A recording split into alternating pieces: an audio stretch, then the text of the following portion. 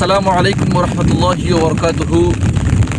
আমি এখন দাঁড়িয়ে আছি সুনামগঞ্জ জেলার দিরাইত উপজেলার বরাম হাওরের সেই ফসলি জমিনের সামনে, যেই ধানের সোনালি হাসিতে কৃষকের মুখে হাসি থাকার কথা ছিল, কৃষকের মুখ উজ্জ্বল থাকার কথা ছিল। আজ সেই জমিগুলা বৃষ্টির পানিতে একবারে থই থই হয়ে আছে। সম্মানিত দর্শক, আপনারা দেখতেছেন আমার পিছনে বিঘার বিঘা জমি পানির নিচে চলে গেছে।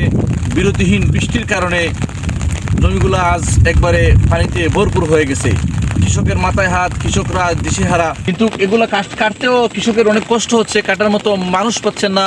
কাটার মেশিনও, ধান কাটার যে মেশিন, সেই মেশিনগুলো পানিতে ধান কাটতেছে না, এবং ওই দৈনন্দিন যে কাজের মানুষ, সেগুলো পাওয়া যাচ্ছে না। বিভিন্ন দিক মিলিয়েই কৃষকরা এখন বিপর্যয়ের মতো আছেন।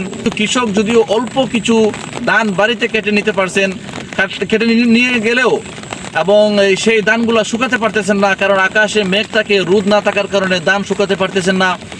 আর এই ধানের স্তূপগুলোর মধ্যে গেরা উঠে যাচ্ছে, অঙ্কুর উঠে যাচ্ছে, এবং অনেকেই ধান কাটলেও সেই ধানগুলো আবার মারা দিতে পারতেছেন না। বিভিন্নভাবে কৃষকরা বিপর্যয়ের মধ্যে আছেন।